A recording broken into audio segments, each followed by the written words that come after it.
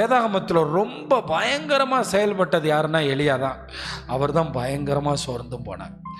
1 ராஜாக்கள் 19ஆம் அதிகாரம் 4-5 வசனங்களை நீங்கள் வாசித்து பார்த்தீங்கன்னா எந்த அளவுக்கு சோர்ந்து போகிறாருன்னு பாருங்கள். ஒரு தேவ மனுஷன் சொல்லக்கூடாத அளவுக்கு ஒரு வார்த்தையை பதிவு செய்கிறார். 1 ராஜாக்கள் 19:4-5. அவன் வனாந்தரத்தில் ஒரு நாள் பிரயாணம் போய் ஒரு சூரை செடியின் கீழ் உட்கார்ந்து தான் சாக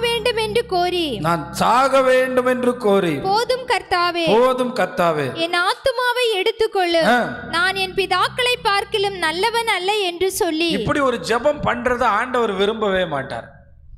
ஆனா பாருங்க, அதுவும் எலியா இப்படி ஒரு ஜெபம் பண்றத ஆண்டவர் விரும்பி இருப்பாரா? ஆமா. ஏன்னா எலியாலாம் நமக்கு எடுத்துக்காட்டா இருக்கிறார். எலியாவும் எலியா வாழ்ந்த காலமும் அந்தி கிறிஸ்துவனுடைய காலத்துக்கு எடுத்துக்காட்டா இருக்கு. அதாவது ஏசபேல் எவ்வளவு தேடினாலும் அந்தி கிறிஸ்து ஏசபேல் எலியாவை கண்டுபிடிக்க முடியாது. அல்லேலூயா. அதே மாதிரி அந்தி கிறிஸ்து, இனி வரப்போகிற அந்தி கிறிஸ்து இருக்கானே, அவன் எவ்வளவு தேடினாலும் 144,000 இஸ்ரவேலர்களை மறைச்சு கத்தர் வச்சிருப்பாரு. அவங்கள கண்டுபிடிக்க முடியாது, அவங்கள தொட முடியாது, அவங்கள அழிக்க முடியாது. ஏன்னா அது ஆண்டவர் நிழலாட்டமாக வச்சிருக்கிறார். அப்ப ஆகாப் ராஜா கேட்பாரு, உங்களை எங்கெல்லாம் தேடுறது? நான் தேடாத இடமே. அந்த உபதியா தீர்க்கதரிசி சொல்லுவார், என் ஆண்டவன் உம்மை தேடாத இடமே இல்லை, எல்லா இடத்துலையும் தேடிட்டார், ஆனால் உம்மை என்ன பண்ண முடியல. அப்படி ஆண்டவர் எலியாவை மறைவில் வைத்து பாதுகாத்தார், கண்மலையின் மறைவில் வைத்து பாதுகாத்தார். அப்படி ஒரு பாதுகாப்புக்குள்ள இருக்க எலியா தான் இப்போ என்ன ஜெபம் பண்றாருன்னா, போதும் கர்த்தாவே. எவ்வளவு சோர்வு பாருங்க. எடுத்துக்கிறங்க ஆண்டவரை, முடிச்சுக்கிறங்க. அப்படின்னா நம்மளா தற்கொலை பண்ணி செத்து போனால் காலம் ஃபுல்லாக நரகம். அதனால யார்கிட்ட கேட்குறாரு? ஆண்டவர்கிட்ட கேட்கு. நம்ம ஆளு 90 வயசுக்கு மேலே இருந்தால் என்ன பண்ணுவோம்? அந்த பாட்டி ரொம்ப கஷ்டமாக இருக்குது, அது வியாதியாக இருக்குது, அதால் எந்திரிக்க முடியல, நடக்க முடியல, பாத்ரூம் போக முடியல, வியாதியில் ரொம்ப முத்தி போச்சுன்னா நம்ம ஆளுங்க ஜோம் பண்ணுவாங்களே ஒப்பு கொடுத்து. நான் அப்படி ஜோம் பண்ணுறதே இல்லை. ஏன்னா இருக்கிறவரை இருந்து கர்த்தருக்காக வாழட்டும். அல்லேலூயா. அப்போ இங்கே பாருங்க, அப்படி ஜோம் பண்ணுறாங்கல்ல. ஆனால் எலியா நல்ல பலனா இருக்கும்போது ஒரு ஜோம் பண்ணுறாரு, எடுத்துக்கொள்ளும், சாகணும். எப்படிப்பட்ட வார்த்தை பாருங்க. தேவ பிள்ளைங்க, அப்படிப்பட்ட வார்த்தைகளை சோர்வு நேரத்தில் சொல்லாதீங்க. ஏன்னா உங்களை அவர் உயிரோடு வச்சிருக்கிறதுக்கு ஒரு காரணம் இருக்கு. உங்களை கர்த்தர் வாழ வச்சிருக்கிறதுக்கு ஒரு காரணம் இருக்கு. அதுக்காகத்தான் உங்களை உயிரோட வச்சிருக்கார். இவ்வளவு பிரச்சனைகள் மத்தியில நீங்க சாகலைல, அப்ப தேவ திட்டம் இருக்கு. அல்லேலூயா. ஒரு அம்மா ஒரு குழந்தைய பெற்று ட்ரெயின் ரோட்டில் வச்சுட்டு போயிட்டாலாம். ட்ரெயின் ரோட்டில்,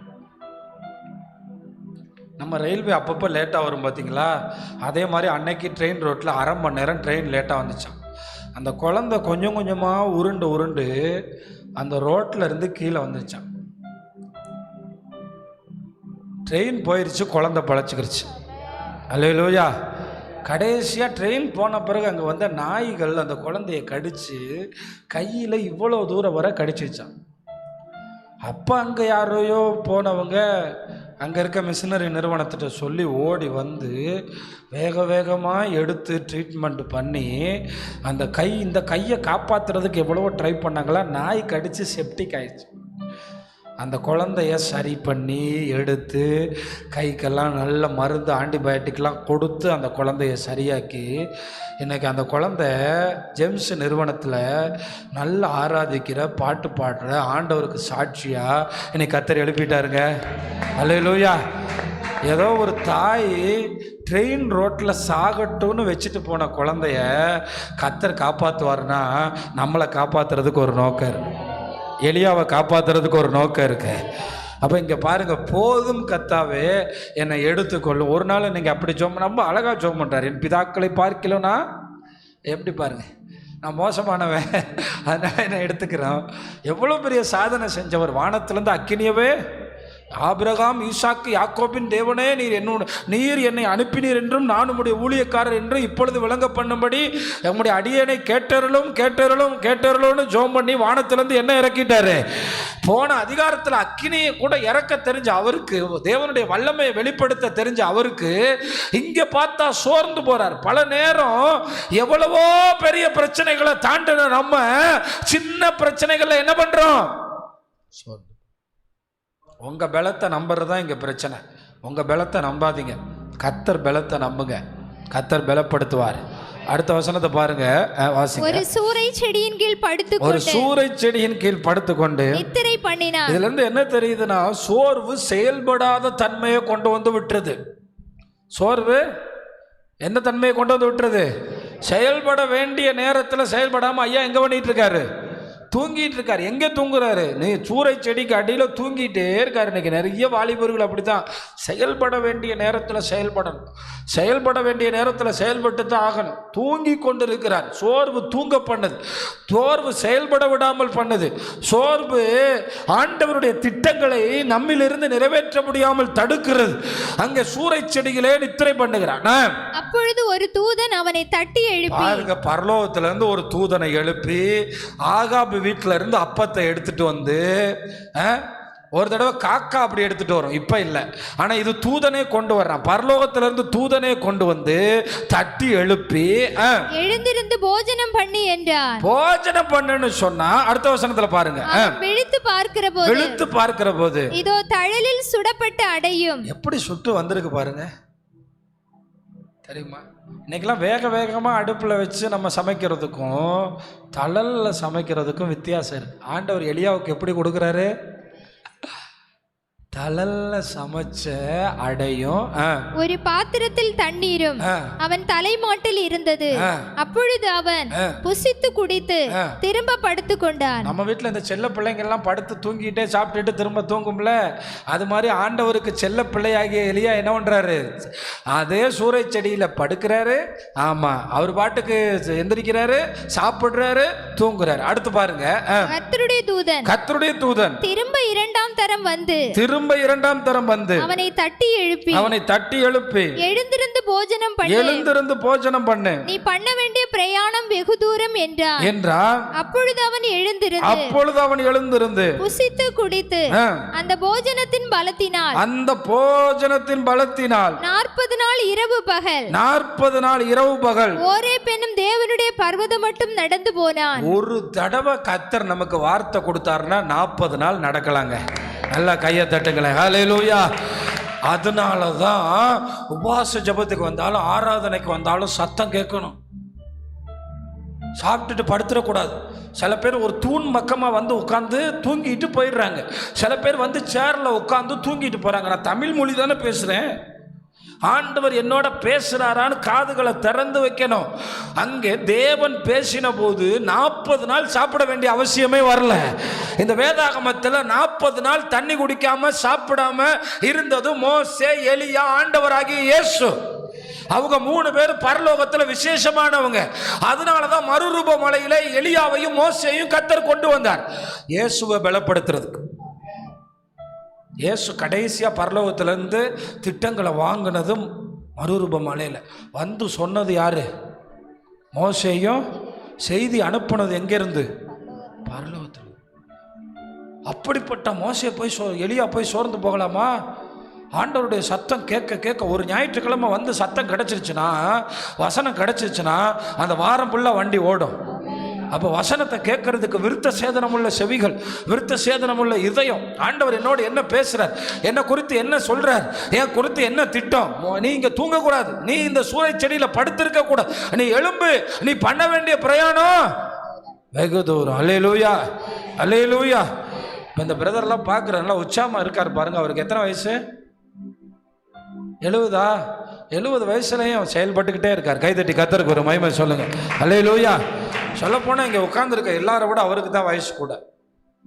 இப்போயும் பாருங்க, நைட் ஷிஃப்ட் பார்த்துட்டு வருவார், இங்கே வேலை பார்ப்பார், திரும்ப போயிட்டு 100 நாள் வேலை பார்ப்பார். 100 நாள் வேலை இல்லைன்னா வண்டி எடுத்துகிட்டு பழைய இரும்பு வேலைக்கு போவார். மனுஷன் செயல்பட்டுக்கிட்டே இருக்கார். கர்த்தருக்கு நல்லா செயல்பட்டுக்கிட்டே இருக்கட்டும். அல்லேலூயா.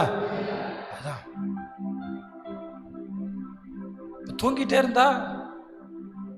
தூங்கிட்டே இருக்கலாம். நம்ம பண்ண வேண்டிய பிரயாணம் வெகு தூரம்.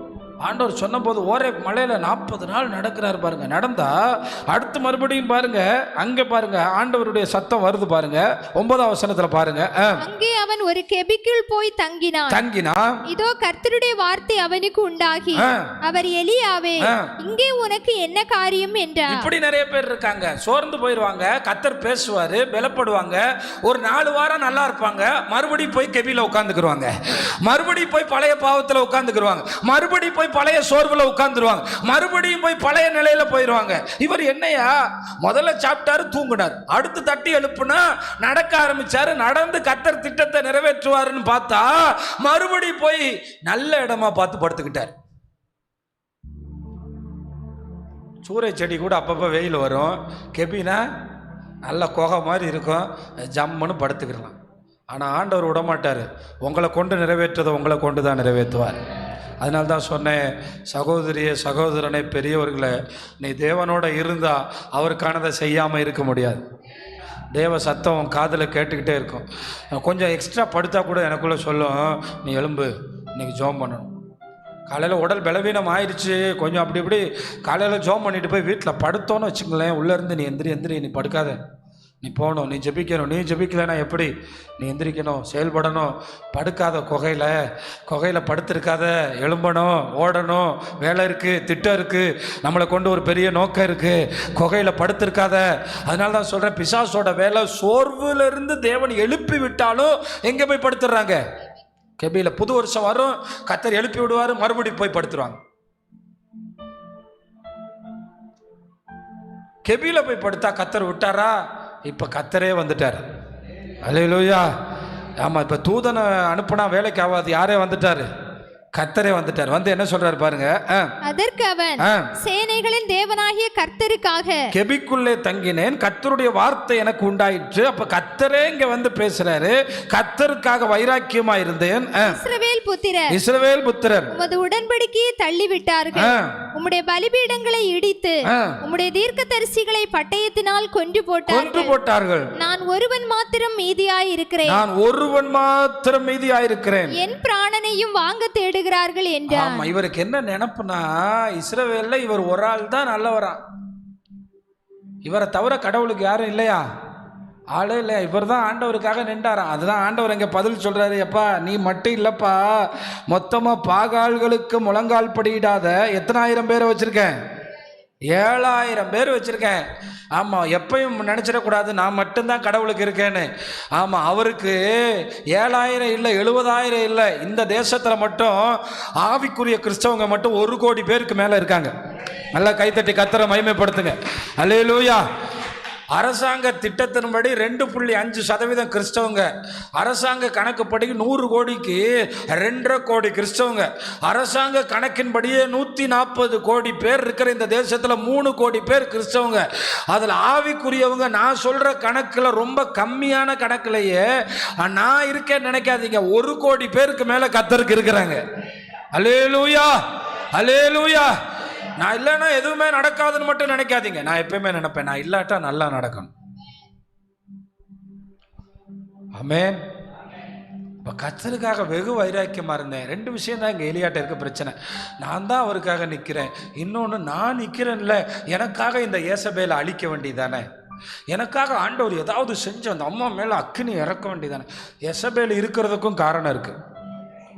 எசபேல் கொஞ்ச காலம் உயிரோடு இருக்கணும், அப்போ தான் எலியாவுக்கும் எலிசாவுக்கும் வேலையே. ஏசபேல் இல்லைன்னா நமக்கெல்லாம் என்ன இல்லை, வேலையே இல்லை. அதை நல்லா புரிஞ்சுக்கிறணும். அங்கே ஏசபேல் எலியாவை கொன்றுவேன்னு கூக்குரல் இட்டாலும் ஏசபேலும் கொல்ல முடியாது, ஆகாபும் கொல்ல முடியாது, எவரும் கொல்ல முடியாது. எலியா பரலோகத்திற்கு எடுத்துக்கொள்ளப்படுவார். கைகளை தட்டி கத்துற அல்லேலூயா. மரணமே இல்லாதவனை யார் கொல்ல முடியும்? மரணத்தையே ஜெயித்த இயேசுவை வணங்குற நம்ம மரணமே சோர்வடைய பண்ண முடியாத போது எதுக்கு நீங்க சோர்வடைகிறீங்க? எதுக்குமே நீங்க சோர்வடைய தேவையில்லை. கடைசி வரை ஏசபேலால எலியாவை கண்டுபிடிக்கவே முடியல. கடைசி வரை பிசாசால தேவ திட்டத்தை தடுக்க முடியாது. பின்ன எதுக்கு நம்ம சோர்ந்து போகணும்? ஆண்டவருடைய சத்தம் எலியாவை எழுப்பி விட்டது. இதில் பார்த்தீங்களா, ஆண்டவர் இந்த இடத்துல பல வகையில் கடந்து வருவார். எனக்கு இதை குறித்த அதிகம் பேச நேரம் இல்லை. இந்த கெபியில் கர்த்தர் பேச ஆரம்பித்த உடனே முதல்ல பார்த்தீங்கன்னா கண்மலையை பிளக்கிறதும் உடைக்கிறதுமான பெருங்காற்று வருது. பெருங்காற்றுக்கு அப்புறம் பூமி எதிர்ச்சி வருது. இது ரெண்டுலையுமே எலியா எதிர்பார்க்கிறாரு கர்த்தர் பேசுவார்னு. நல்ல கவனிங்க, முதல்ல பெருங்காற்று வருது. நிறைய நேரத்தில் கவனிங்க, எல்லாரும் கவனிங்க, நிறைய நேரத்தில் நம்ம ஆராதனை செய்யும் போது ஒரு பெருங்காற்றின் இறைச்சல் போல கையை தட்டி நல்லா துதிப்போம், அப்போ கர்த்தர் பேசலை. ரெண்டாவது ஒரு பூமி எதிர்ச்சி வருது, கர்த்தர் பேசலை. சில நேரம் அமைதியாக இருக்கும் ஆராதனை, அப்போ உங்கள் காதில் வந்து மெல்லிய சத்தத்தில், என்ன சத்தம்? என்ன? நம்ம ஆராதனைகளில் தேவனுக்கு ஒரு நிமிஷம் கூட என்ன கொடுக்கறது இல்லை. நம்ம ஆராதனையில் பெருங்காற்று பூமி எதிர்ச்சி தான் இருக்கு.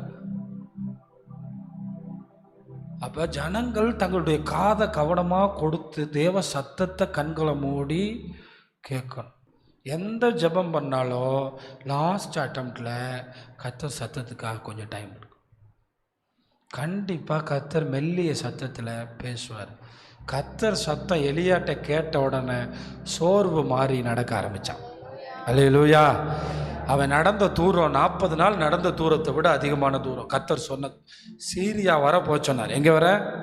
அங்கே போய் ஆசைகளை என்ன பண்ண சொன்னார்? அபிஷேகம் பண்ண சொன்னார். ஆனால் எலியா அவனுடைய வாழ்க்கையில் இந்த சோர்வு தாண்டி எலியா பயணப்பட ஆரம்பித்த போது அங்கே ஒருவன் வயலிலே நின்று உழுது கொண்டிருந்தான். அவன் பெயர் என்ன? எலிசா. அந்த எலிசாவை எழுப்பி விட்டு எலியாவினுடைய சோர்வு நீங்கி எலியா பரலோகத்திற்கு போனான். அல்லேலூயா. அப்போ எலியா சூறை செடியின் அனுபவத்தை மாற்றப்பட்டதும் அல்லாமல் தேவ சத்தம் கேட்டது நிமித்தமாக யாரை உருவாக்குகிறான்? எலிசா. உங்கள்ட்ட நல்ல ஏக்கம் இருந்தால் எனக்கு பிறந்த குழந்தை என்னை விட ஒரு விசுவாச வீரனாக எழும்பிடும்.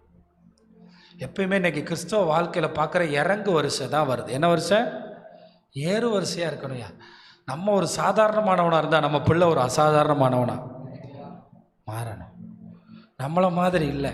கிறிஸ்தவ வாழ்க்கையில் இவங்க கிறிஸ்தவங்களாம் இன்றைக்கி என்ன நினைக்கிறாங்க தெரியுமா? பணத்தில் பெருகணும், செல்வத்தில் பெருகணும்.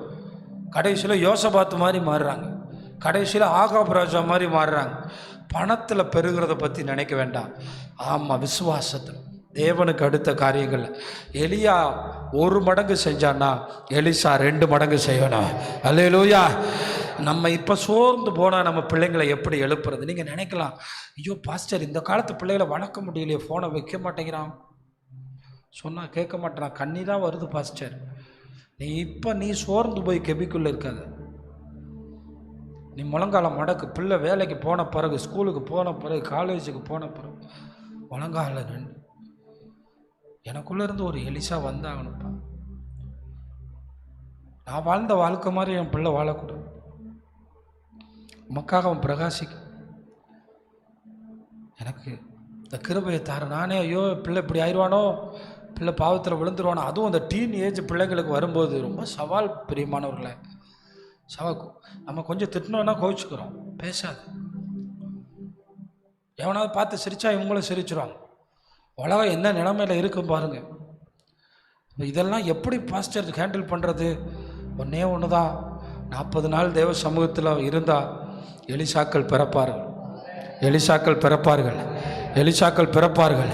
ஒன்றே ஒன்று மட்டும்தாங்க, பிள்ளைங்கள் உருவாக்கப்படும். நம்மளே கெபியில் படுத்துட்டு நம்மளே தூங்கிட்டா, நம்மளே ஒரு நாடகத்துக்குள்ளே, நம்மளே ஒரு சினிமாக்குள்ளே, நம்மளே ஒரு உலகத்துக்குள்ளே, நம்மளே உலக ஆடம்பரக்குள்ளே, நம்மளே உலக பண்டிகைக்குள்ளே இல்லை. சாத்தானுக்கு எந்த விதத்தில் இடம் கொடுக்க மாட்டேன். தேவனுடைய அழைப்பு என் மேலே இருக்குது, தேவனுடைய தெரிந்து கொள்ளுதல் என் மேலே இருக்குது. நான் செயல்பட ஆரம்பித்தால் கர்த்தர் என்னிலிருந்து எலிசாக்களை எழுப்பியே தீருவார். அல்லேலூயா. அதில் பிசாசு அப்படியே பாருங்க சோர்வடைய பண்ணிடுவோம். அவ்வளோதான் உன் பிள்ளைங்க போச்சு, அவ்வளோதான் உன் பிள்ளைங்க போச்சு. நான் அதில் சோர்ந்து போக மாட்டேன். சபையில் யார் ஓவர் பிரச்சனையாக இருக்காங்களோ, யார் எதை குறித்தும் புரிதல் இல்லாமல் இருக்காங்களோ, டெய்லி அவங்க பேரை சொல்லிக்கிட்டே இருப்பேன். எது வர தெரியுமா? அவர்களை தேவனுடைய திட்டத்துக்குள்ளே கொண்டு வருகிறவரை. அல்லேலூயா. என்ன கூட ஒருத்தனை பார்த்தேன், அப்படியே அந்த சந்தை கடைக்கு பக்கத்தில் சர்ச்சுக்கு வரமாட்டேங்கிறான், நல்ல பேண்ட் ஷர்ட் போட்டு போனான். அவனை பார்த்த மாத்திரத்தில் வீட்டுக்கு வர்ற வரைக்கும் பைக்கில் அவனுக்காக தான் ஜெபம் பண்ணிட்டேன். ஏன்னா ஆண்டவர் சில நேரம் நம்ம முன்னாடி கொண்டு வருவார். எதுக்கு? சோர்ந்து போகாத, அவனுக்காக ஜெபம் பண்ணு, அவனுக்காக கூப்பிடு, அவனுக்காக செயல்படு. வயலில் ஒருத்தன் நிற்கிறான், அவன் தான் உன் ஊழியத்தை தொடர்ந்து செய்ய போகிறான். அவன் வயலில் நிற்கிறான், அவனை எடுத்து ஒன்ன மாதிரி இல்லை, அவன் எலும்பு பட்டாலே செத்தவன் உயிரோட எழும்புவான். கையை தட்டி கர்த்தரை மகிமைப்படுத்துங்க. அல்லேலூயா. அவன் கல்லறையில் தூக்கிட்டு வர வெயிட்டாக இருக்குன்னு ஒரு பாடியை வச்சாங்க, எந்திரிச்சிட்டாங்க. ஒரு அலையிலே சொல்லுங்களேன், ஆச்சரியமாக இருக்காங்க.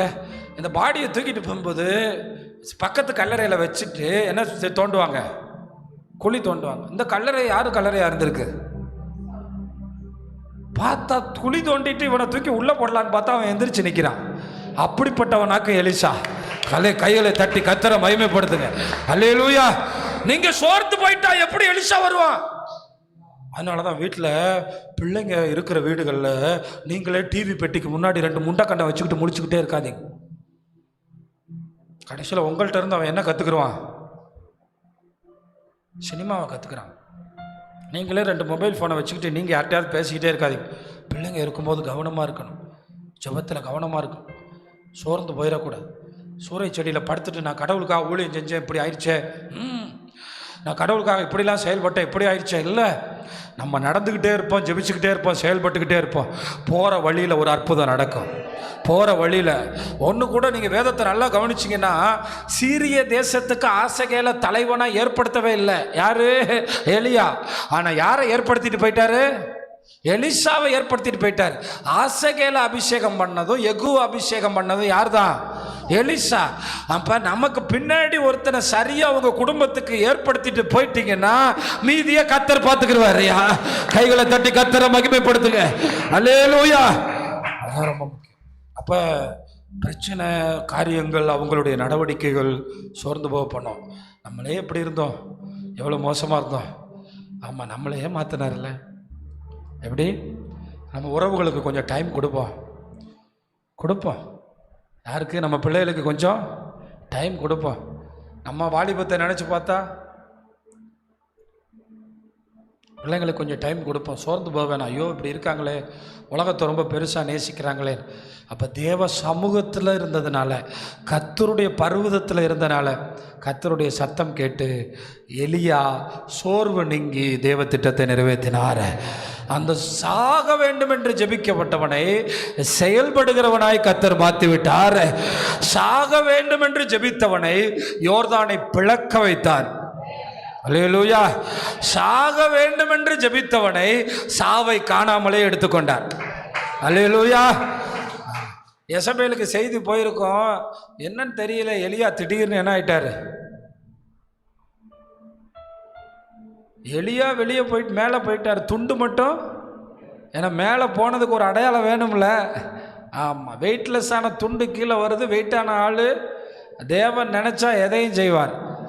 துண்டு கீழே வருது, ஆள் மேலே போயிட்டார். எவ்வளோ பெரிய காற்று, இப்படி சுத்து காற்று தான். என்ன காற்று? சுழல் காற்று. அப்படி அடிச்சு அப்படி தூக்கி ராக்கெட் போகுதுல, அதே மாதிரி மேலே போயிட்டார். கர்த்தர் அப்படித்தான் ஒரு நாள் நம்ம எடுத்துக்கொள்ள போகிறார். அதனால மரணத்து பயத்திலிருந்து நம்ம எல்லாம் விடுதலை ஆக்கி இருக்கிற இயேசு.